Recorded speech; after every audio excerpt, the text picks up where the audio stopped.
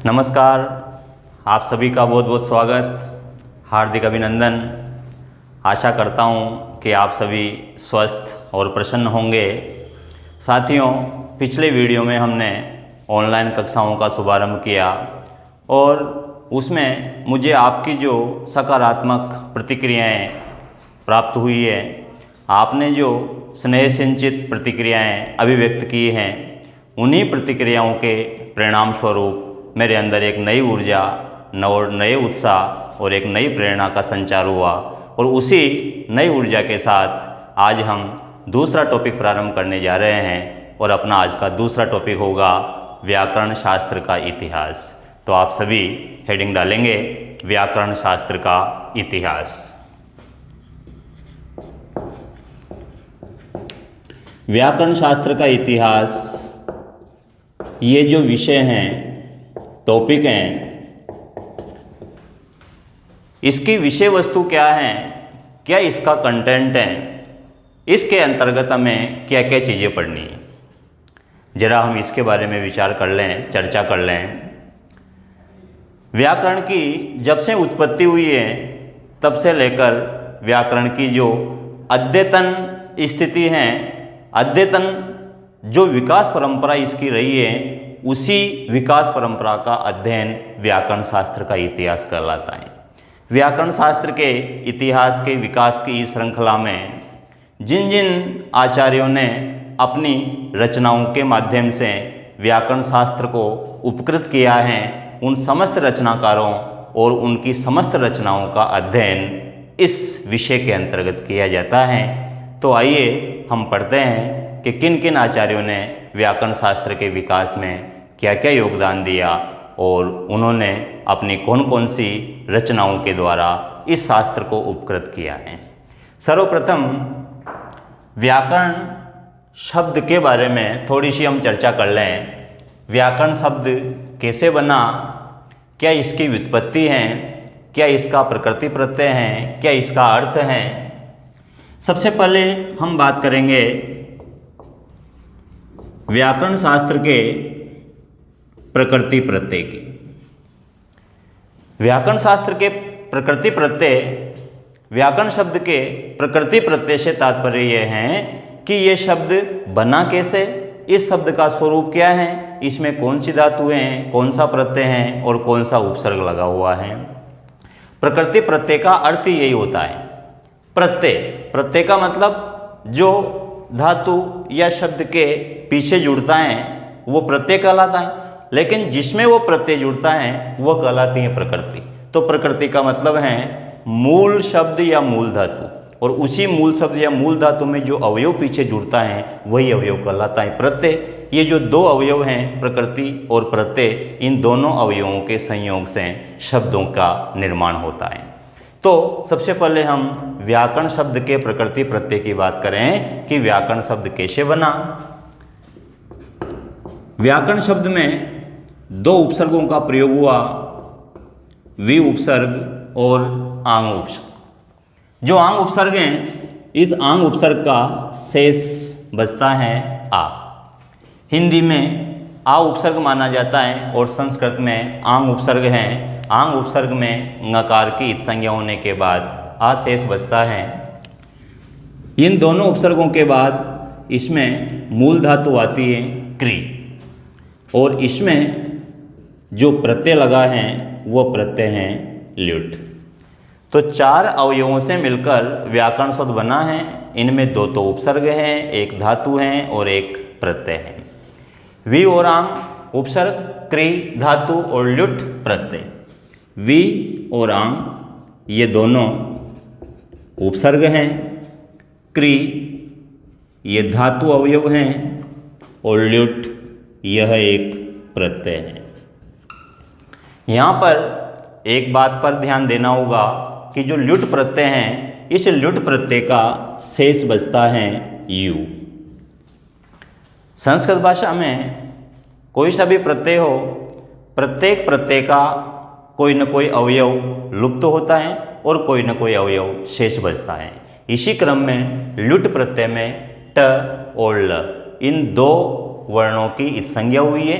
इत संज्ञा मतलब लोप हुआ है और यू अवयव शेष बचा है। यहाँ पर जो यू है, संस्कृत में एक सूत्र आता है योर नाको, एक नियम है। इस योर नाको सूत्र के द्वारा जो यू है, इस यू के स्थान पर अन आदेश हो जाता है। यू के स्थान पर अन आदेश होगा। ध्यान रखना, अन में जो नकार होता है वो पूरा होता है, इसके अपने को हलंत नहीं लगाना, इसमें आकार विद्यमान रहता है। तो वी प्लस आ प्लस क्री प्लस अन, ये स्थिति अपने सामने आती है। अब इनके बीच संधि की स्थिति बनती है। समस्त स्थितियों का निराकरण करते हुए, संधियां करते हुए व्याकरण शब्द का निर्माण हम करते हैं। वी प्लस आ, यहाँ पर वी में ई विद्यमान है और ई के बाद असमान स्वर है आ, अतः यण संधि की स्थिति बनती है और यण संधि के अनुरूप ई के स्थान पर ये आदेश होगा। ई के स्थान पर जो ये आदेश होगा, इसका मतलब ये हुआ कि वी में जो वकार है वह हलंत रहेगा, क्योंकि इस व में जो ई थी उस ई वर्ण के स्थान पर यकार आदेश हो गया। जो ई के स्थान पर ये आदेश हुआ वो यकार हलंत होगा। उस हलंत यकार में आ मिलेगा तो अपना शब्द बन जाएगा व्या। यहां तक दोनों उपसर्गों के बीच संधि हुई वी और आ, और इनसे निर्मित हुआ व्या। अब इसके बाद आते हैं क्री की तरफ। क्री प्लस अन। जब लुट प्रत्यय किसी धातु में लगता है तो यह नियम है कि उस धातु का गुण होता है। गुण से तात्पर्य है, अगर ई है धातु में तो ई के स्थान पर ए होगा, ऊ के स्थान पर ओ होगा और री के स्थान पर अर होगा। चूंकि यहाँ धातु में री विद्यमान है तो री के स्थान पर अर आदेश होगा। अर आदेश होगा तो क्री के स्थान पर कर बनेगा। क्री में से री के स्थान पर अर हुआ तो क हलंत रहेगा। हलंत क में जब अर मिलेगा तो कर। ध्यान रहे कि अर जो आदेश होता है उसमें र हलंत होगा। यहाँ पर र हलंत रहेगा, लेकिन इस र में पीछे वाला जो अवयव मिलेगा अन, उस अन का आकार इस र को पूरा कर देगा और उसके बाद न लिखेंगे। चूंकि यहाँ पर र विद्यमान है, अन जो प्रत्यय का अवयव शेष बचा था, इस नकार के स्थान पर हमने यहाँ पर लिखा है णकार।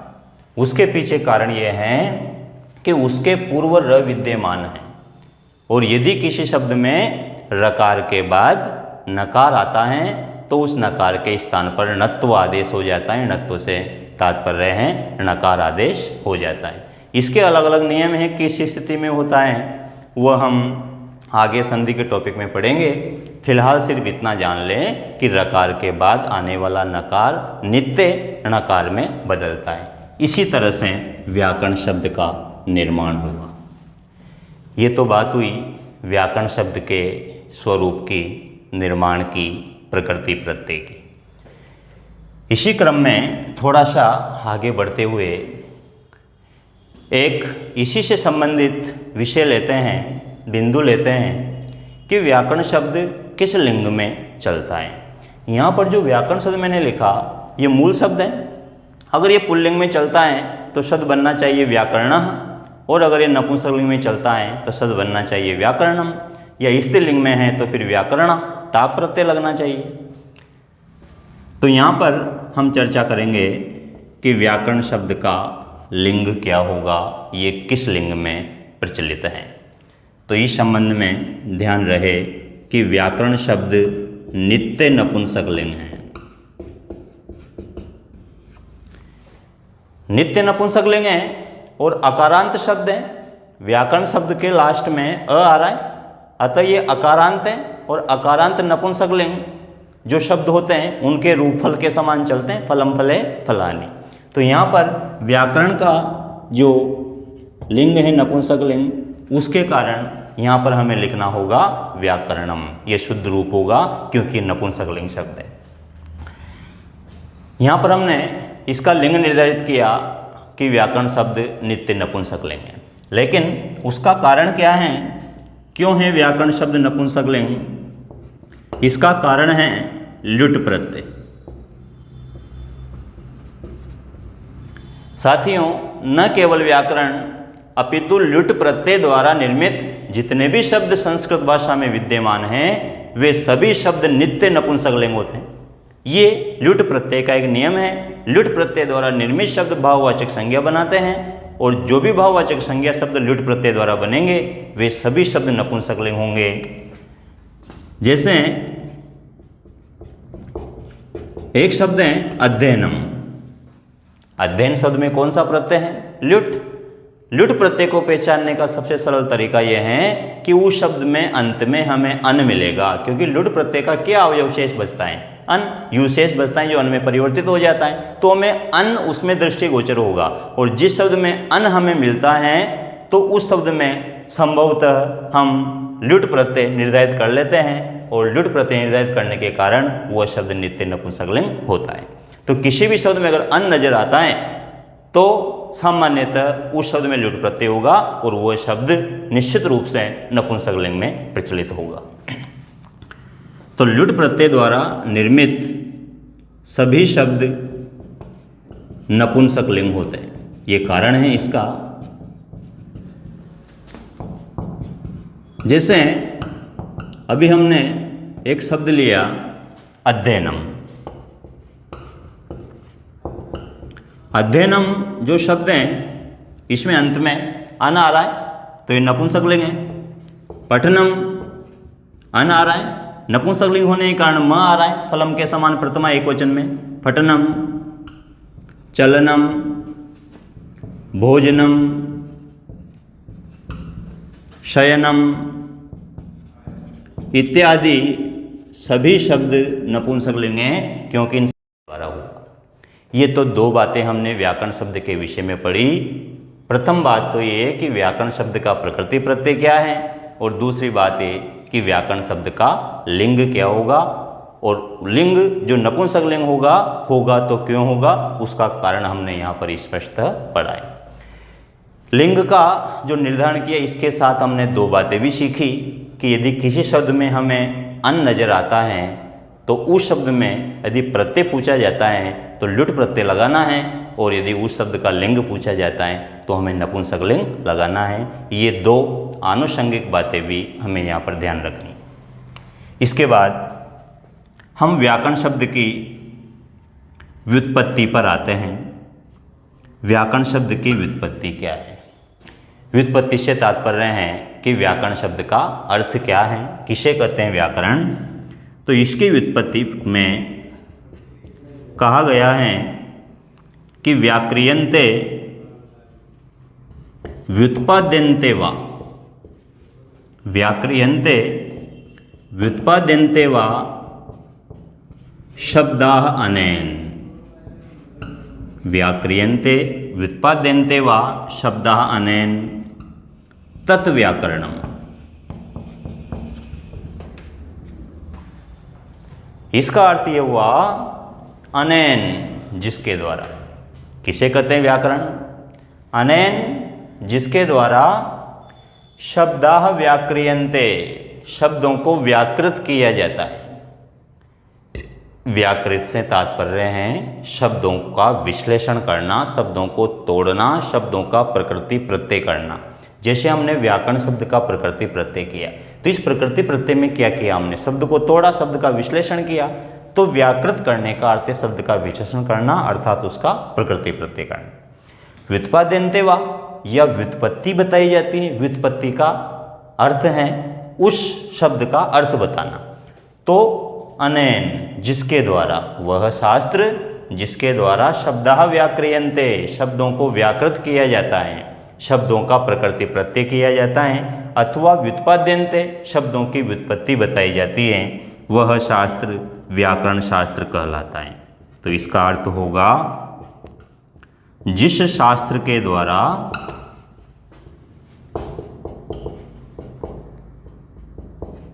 शब्दों का प्रकृति प्रत्यय, ब्रैकेट में हम लिख सकते हैं विश्लेषण, जिस शास्त्र के द्वारा शब्दों का प्रकृति प्रत्यय अथवा व्युत्पत्ति व्युत्पत्ति का तात्पर्य है उस शब्द का अर्थ बताना अथवा व्युत्पत्ति बताई जाती हैं वह व्याकरण शास्त्र कहलाता है।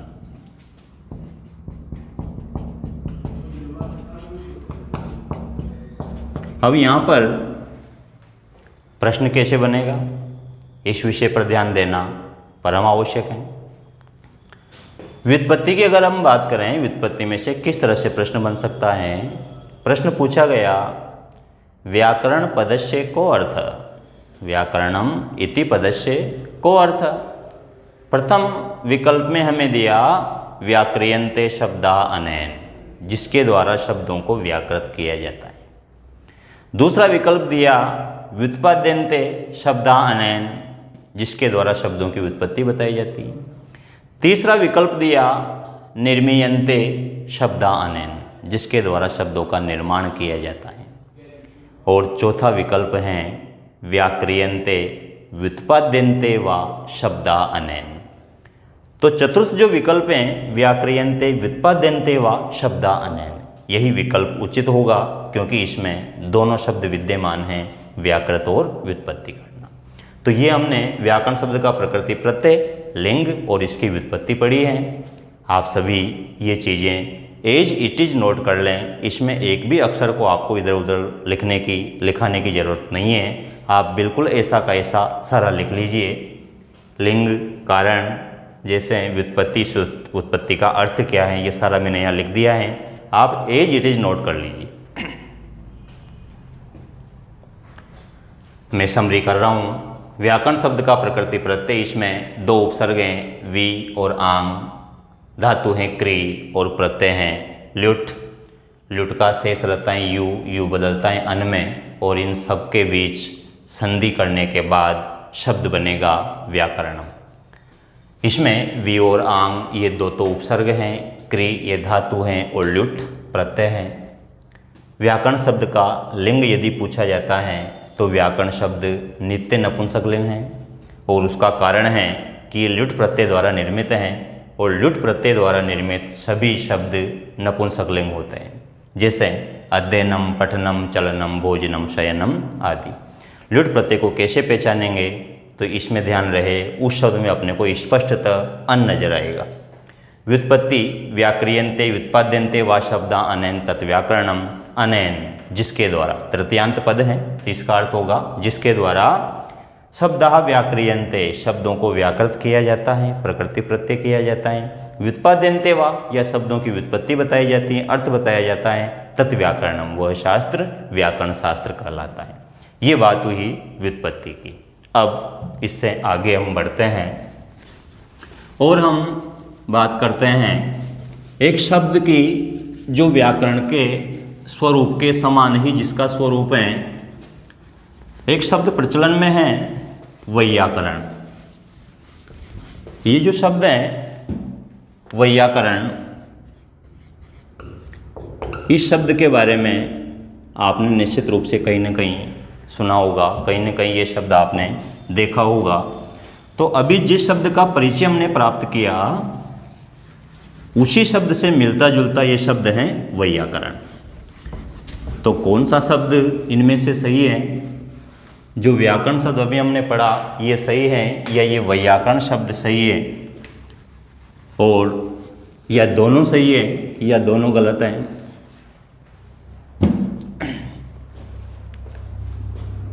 क्या अर्थ होगा इसका वैयाकरण का? तो इस विषय में जो इसकी व्युत्पत्ति है वैयाकरण शब्द की कि किसे कहते हैं वैयाकरण, तो इसकी व्युत्पत्ति में लिखा है कि व्याकरणम अधीते वेत्ति वा, व्याकरणम अधीते वेत्ति वा सह वैयाकरण। इसका अर्थ ये हुआ कि जो व्याकरणम अधीते, जो व्याकरण का अध्ययन करता है, वेत्ति वा या जो व्याकरण को जानता है, जो व्याकरण का विद्वान है, ज्ञाता है, स वैयाकरण, उसे वैयाकरण कहते हैं। तो जो व्याकरण का अध्ययन करेगा जो व्याकरण का विद्वान है, व्याकरण को जानता है, जिसने व्याकरण का आद्योपांत सांगोपांग अध्ययन किया है, वह कहलाता है वैयाकरण। तो इसका अर्थ होगा जो व्याकरण का अध्ययन करता है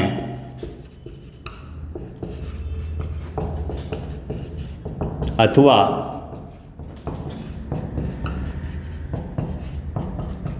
जो व्याकरण को जानता है वह वैयाकरण कहलाता है।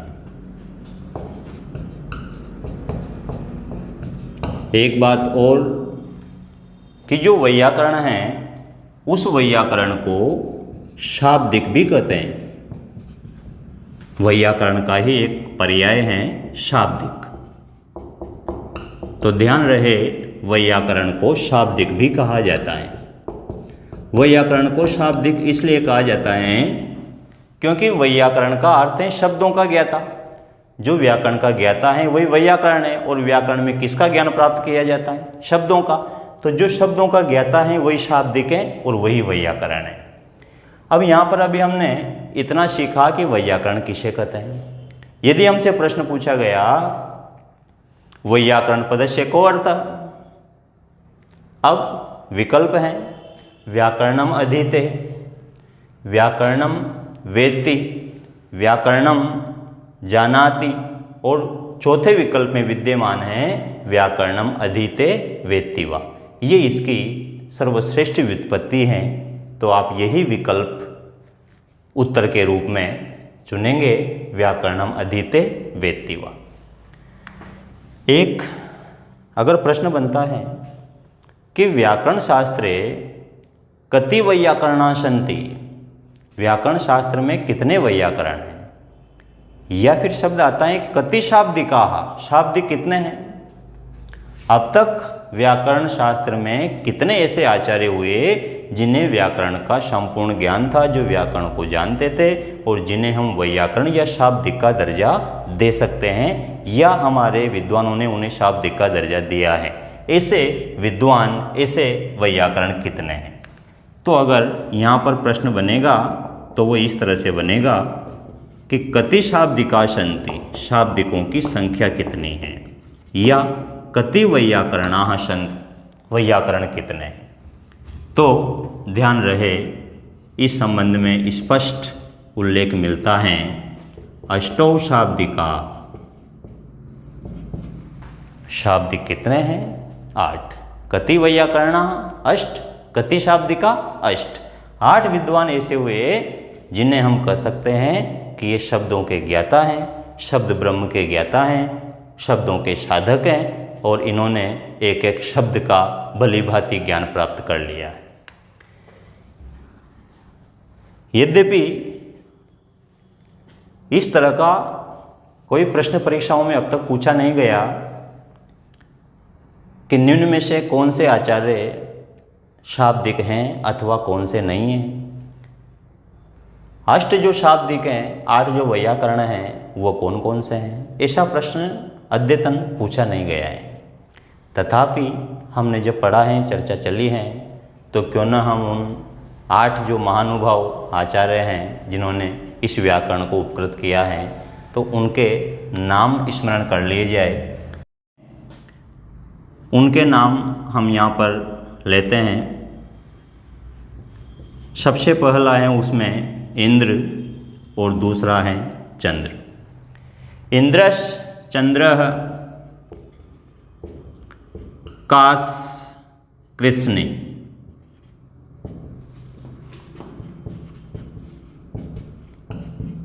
इंद्रश्चंद्रः कास कृष्णा पिशलः शाकटायना। एक पद्य है और इस पद्य में संपूर्ण वैयाकरणाचार्यों के नाम दिए हुए हैं। इंद्रश्चंद्रः कास कृष्णा पिशलः शाकटायना।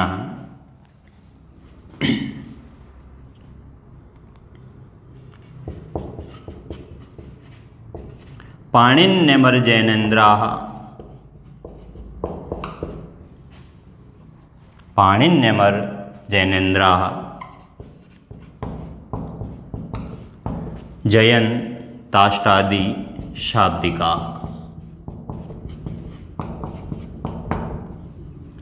इस पद्य में संपूर्ण 8 शाब्दिकों के नाम हैं। सबसे पहला है इंद्र, दूसरा है चंद्र, तीसरा है काशकृष्ण, चतुर्थ है आपिशल, पंचम है शाकटायन, षष्ठ है पाणिनि, सप्तम है अमर जैनेन्द्र और अंतिम है जयंत। इनके नाम मैं अलग अलग लिख देता हूँ। सबसे प्रथम है इंद्र, द्वितीय हैं चंद्र, तृतीय हैं काशकृष्ण, चतुर्थ हैं आपिशल, पंचम हैं शाकटायन, षष्ठ हैं पाणिनि, सप्तम हैं अमर जैनेन्द्र और अष्टम अंतिम आचार्य हैं जयंत। ये 8 शाब्दिक हुए अब तक। इनके नाम आप स्मरण रख सकते हैं, अलग अलग भी याद रख सकते हैं, और यदि आप ये श्लोक स्मरण रखने में समर्थ हैं तो श्लोक याद रख लीजिए, इसमें सभी नाम आ चुके। आप ये सारी चीज़ें यथावत नोट कर लें। वैयाकरण शब्द की क्या व्युत्पत्ति है, क्या अर्थ है इसका, शाब्दिक कितने हैं और वह हैं तो कौन कौन से हैं, ये श्लोक और इन आठों के अलग अलग नाम ऐसे कैसे आप नोट कर लीजिए। ये हमने अभी तक व्याकरण शब्द के विषय में जो जो ज्ञान प्राप्त किया, जो जो सूचनाएं प्राप्त की, सबसे प्रथम हमने लिया व्याकरण शब्द का प्रकृति प्रत्यय क्या है। तदुपरांत हमने लिया कि व्याकरण शब्द का लिंग क्या है। तदंतर हमने ये सीखा कि व्याकरण शब्द नपुंसक लिंग में चलने का कारण क्या है। उसके बाद हमने व्याकरण शब्द की व्युत्पत्ति ली और उसके बाद हमने एक शब्द के विषय में जाना, वह शब्द था वैयाकरण, और साथ में ये भी जाना कि वैयाकरण को शाब्दिक भी कहते हैं और उन शाब्दिकों की संख्या कितनी। ठीक है, नेक्स्ट व्याकरण शब्द की परिभाषा की तरफ चलते हैं। अभी तक हमने व्याकरण शब्द की व्युत्पत्ति पढ़ी है, व्याकरण शब्द का प्रकृति प्रत्यय पढ़ा है। अब हम चलते हैं व्याकरण की परिभाषा की तरफ। व्याकरण शब्द की शास्त्र सम्मत परिभाषा क्या है। यदि व्याकरण शब्द की परिभाषा की हम बात करें तो आचार्य पतंजलि ने जो ग्रंथ लिखा है महाभाष्य, इस महाभाष्य में स्पष्ट रूप से व्याकरण की परिभाषा का उल्लेख है और उसमें कहा गया है कि लक्ष्य लक्षणे व्याकरणम, लक्ष्य लक्षणे व्याकरण, लक्ष्य लक्षणे व्याकरणम, ये जो परिभाषा मिलती है इसका उल्लेख महाभाष्य में है। और आपको विदित होगा कि महाभाष्य आचार्य पतंजलि की रचना है। लक्ष्य लक्षणे व्याकरणम, इस पद का क्या तात्पर्य है। लक्ष्य और लक्षण इन दोनों का संयुक्त रूप व्याकरण कहलाता है। लेकिन लक्ष्य किसे कहते हैं और लक्षण किसे कहते हैं। लक्ष्य में जिसकी प्रवृत्ति होती है, जो अपने लक्ष्य में प्रवृत्त होता है वो लक्षण है, और लक्षण जिसमें प्रवृत्त होता है वो लक्ष्य है। फिर भी आप लोगों की ये बात समझ में नहीं आई। मुझे पता है प्रवृत्ति क्या है, लक्ष्य क्या है, लक्षण क्या है, कैसे प्रवृत्ति होती है। देखिए, व्याकरण में जो अध्ययन होता है मुख्यतः शब्दों का अध्ययन होता है। व्याकरण में शब्दों का निर्माण नहीं होता, निर्मित शब्दों का जो स्वरूप है उस स्वरूप का ज्ञान प्राप्त किया जाता है। व्याकरण के द्वारा शब्दों का विश्लेषण किया जाता है। शब्दों का निर्माण तो भाषा में हो चुका, लेकिन उन शब्दों को समझने के लिए हम व्याकरण की आवश्यकता महसूस करते हैं। तो यहाँ पर जो लक्ष्य पद दिया हुआ है इस लक्ष्य पद का अर्थ है शब्द अर्थात उदाहरण। अब प्रत्येक उदाहरण को सिद्ध करने के लिए, प्रत्येक शब्द को सिद्ध करने के लिए व्याकरण के कुछ नियमों की आवश्यकता होती है, और जो नियम है व्याकरण के, उन्हीं नियमों को कहते हैं लक्षण। और हमें पता है कि व्याकरण के नियम सूत्रों के रूप में विद्यमान हैं। तो यहाँ पर जो लक्षण शब्द हैं, इस लक्षण का तात्पर्य है सूत्र। तो सूत्रों की प्रवृत्ति किस में होगी? उदाहरणों में, और सूत्रों के द्वारा ही उदाहरणों की सिद्धि होती है। तो हमें सिद्धि सूत्र की करनी है या उदाहरण की करनी है? हमारा लक्ष्य क्या है? सूत्र लक्ष्य है या उदाहरण लक्ष्य है? हमारा लक्ष्य है उदाहरण की सिद्धि करना, शब्दों की सिद्धि करना। इसलिए जितने भी उदाहरण हैं, जितने भी शब्द हैं, वह कहलाते हैं लक्ष्य। और उन शब्दों को सिद्ध करने के लिए जो सूत्र इनमें प्रवृत्त होते हैं, वे सूत्र कहलाते हैं लक्षण। तो लक्ष्य और लक्षण का संयुक्त रूप व्याकरण कहलाता है। इसका सीधा सीधा तात्पर्य है कि समस्त उदाहरण और समस्त सूत्र, ये दोनों मिलकर संयुक्त रूप से व्याकरण कहलाते हैं। तो यहाँ पर हम इसका अर्थ लिखेंगे कि शब्दों, ब्रैकेट में हम लिखेंगे उदाहरणों व सूत्रों का संयुक्त रूप व्याकरण कहलाता है।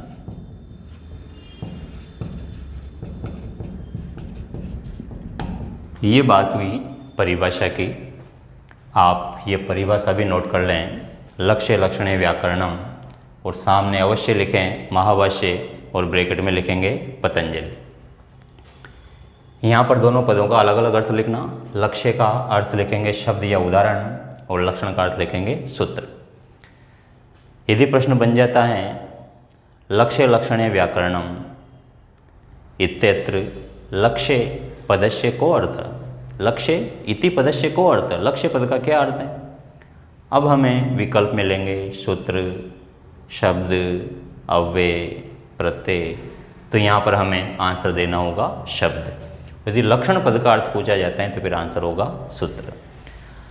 जो परिभाषा है, इसके आधार पर भी प्रश्न आ सकता है। प्रश्न आया व्याकरणम इति पदस्य को अर्थ, अब विकल्प हैं लक्ष्य, दूसरा विकल्प लक्षणम, तीसरा विकल्प लक्ष्य लक्षणे, और चतुर्थ विकल्प हैं न तो लक्ष्यम नैव लक्षणम, न तो लक्ष्य और न ही लक्षण। तो हमें फिर उचित उत्तर लगाना होगा लक्ष्य लक्षणे। लक्ष्य लक्षणे, यहाँ लक्षण में जो आपको एकार नजर आ रहा है, इसका कारण ये है कि ये दो शब्द हैं, लक्ष्य और लक्षण। इन दो शब्दों के बीच हमने समास किया, द्वंद्व समास, लक्ष्यम च लक्षणम च। द्वंद्व समास जब हमने किया तो जो पद बना लक्ष्य लक्षण, ये द्विवचन में चलेगा क्योंकि दो पदों का समास हुआ है। तो जो अंतिम पद हैं, उत्तर पद हैं, उसे द्विवचन में चलना होगा लक्षण को। और द्वंद्व समास में जो समस्त पद का लिंग होता है वो हमेशा उत्तर पद के अनुसार होता है। यहाँ समस्त पद हैं लक्ष्य लक्षण और इसका उत्तर पद है लक्षण। अब लक्षण शब्द नपुंसक लिंग है, तो जो समस्त पद है ये भी नपुंसक लिंग होगा, और नपुंसक लिंग का द्विवचन क्या होगा? लक्षण है। फलम फले फलानि, तो फलम के बाद द्विवचन क्या होगा? फले। तो लक्षणम के बाद द्विवचन लक्षण है, इसलिए ये अपने को ये कार्य यहाँ पर नजर आ रहा है। तो आप परिभाषा लिख लें, लक्ष्य शब्द लक्षण शब्द के अर्थ लिख लें, और उसके बाद इस संपूर्ण परिभाषा का अर्थ लिख लें। परिभाषा, व्युत्पत्ति, प्रकृति प्रत्यय और वैयाकरण शब्द के बारे में जानने के बाद हम इस सिलसिले को आगे बढ़ाते हैं और व्याकरण शब्द के विषय में हम एक और बिंदु पर चर्चा करते हैं। अपना नेक्स्ट बिंदु होगा व्याकरण के संदर्भ में वेदांग। वेदांग से तात्पर्य यह है कि जो हमारे मनीषियों ने वेद के अंगों का निर्धारण किया है, उन अंगों में क्या व्याकरण को स्थान मिला है? क्या व्याकरण अपना स्थान बना पाया है? इसका आंसर होगा हाँ। जो हमारे वेदांग हैं, उन वेदांगों में व्याकरण भी एक वेदांग है, वेद का अंग है।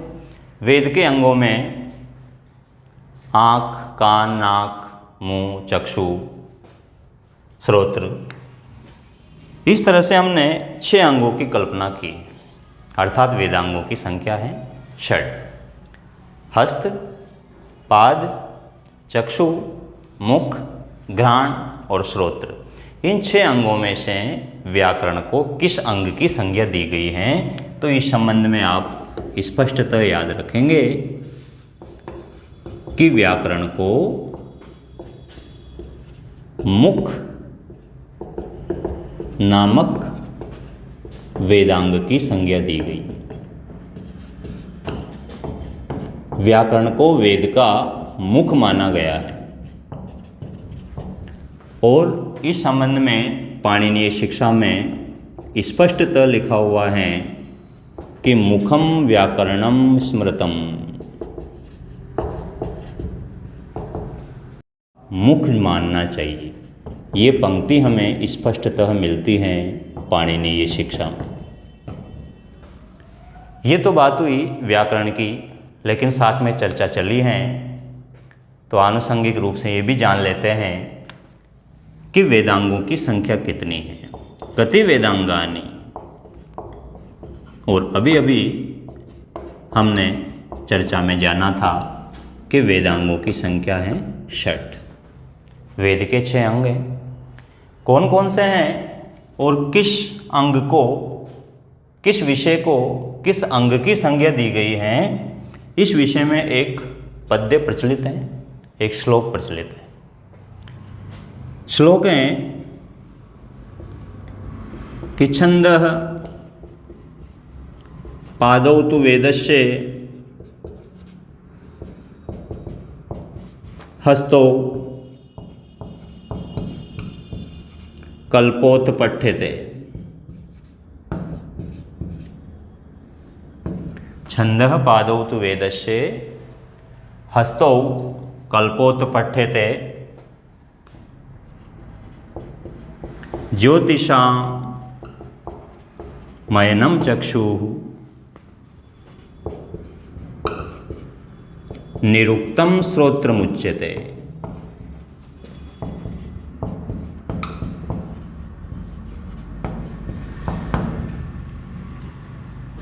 छंदः पादौ तु वेदस्य हस्तौ कल्पोत पठ्यते ज्योतिषामयनं चक्षु निरुक्तं श्रोत्रमुच्यते।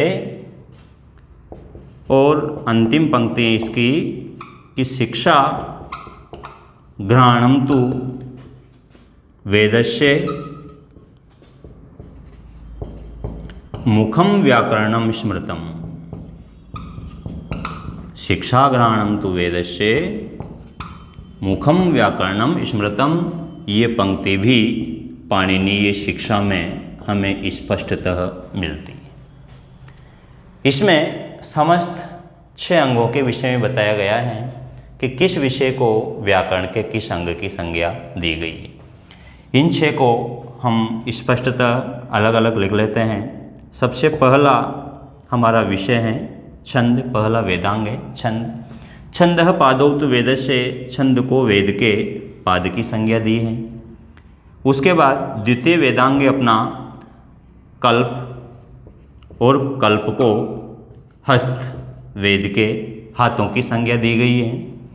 तृतीय वेदांग है ज्योतिष, ज्योतिष को वेद के चक्षु अर्थात नेत्र की संज्ञा दी गई है। चतुर्थ वेदांग है निरुक्त, और निरुक्त को श्रोत्र की संज्ञा दी गई है। श्रोत्र से तात्पर्य है कान। पंचम वेदांग अपना शिक्षा, और शिक्षा को घ्राण की संज्ञा दी गई है। घ्राण का अर्थ होता है नासिका। और अंतिम वेदांग हैं व्याकरण, और व्याकरण को संज्ञा दी गई है मुख की। व्याकरण को हमने कहा है मुख। ये 6 वेदांग स्पष्ट इस पद्य में श्लोक में दिए हुए हैं। इनमें मुख्य रूप से हमें 2 वेदांग विशेष रूप से याद रखने हैं, एक तो छंद और एक व्याकरण। ये जो अन्य विषय हैं ये वैदिक साहित्य से संबंधित हैं, हमारे जो सिलेबस में हैं और जिसकी हमें बार बार आवश्यकता महसूस करते हैं, जिनकी हम ज़्यादा प्रचलित हैं वो हैं व्याकरण और छंद, तो ये आप विशेष रूप से याद रखेंगे। तो अभी हमने पढ़ा कि व्याकरण के कितने अंग हैं, व्याकरण को किस अंग, माफ़ कीजिएगा, वेद के कितने अंग हैं, व्याकरण को वेद के किस अंग की संज्ञा दी गई है, और कौन सा विषय किस अंग के तहत परिभाषित किया गया है, ये सारी चीज़ें आप बिल्कुल इसी रूप में नोट कर लीजिए।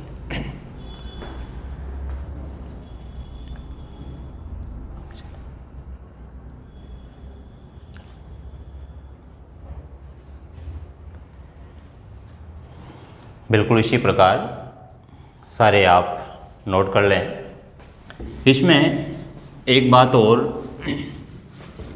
कि जो 6 वेदांग हमने पढ़े, यदि हमसे प्रश्न पूछ लिया जाए कि षड वेदांगेषु प्रधानम वेदांगम किम, 6 वेदांगों में सर्वाधिक प्रधान वेदांग कौन सा है? विकल्प में कोई से भी 4 वेदांग हमें मिल सकते हैं। व्याकरण भी निश्चित रूप से मिलेगा, शिक्षा भी मिल सकता है, निरुक्त भी मिल सकता है। तो यहाँ पर आप ध्यान रखेंगे कि अगर प्रधानता की बात की जाए कि षड वेदांगों में किस अंग की प्रधानता है, तो इस विषय में महाभाष्य में एक पंक्ति मिलती है कि प्रधानम च षट्सु अंगेषु व्याकरणम। प्रधानम च षट्सु अंगेषु व्याकरणम, इसका अर्थ ये हुआ कि षट्सु अंगेषु, षड वेदांगों में व्याकरणम प्रधानम, व्याकरण सबसे प्रधान वेदांग हैं। ये पंक्ति हमें मिलती है आचार्य पतंजलि द्वारा रचित महाभाष्य में। तो ये थी व्याकरण की प्रधानता।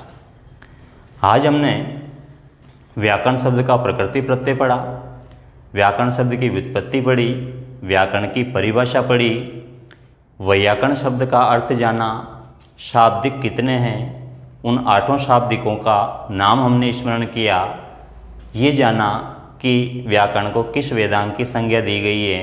उसके बाद हमने ये समझा कि जो व्याकरण हैं वो वेदांग में किसके अंतर्गत आता है, मुख्य अंतर्गत।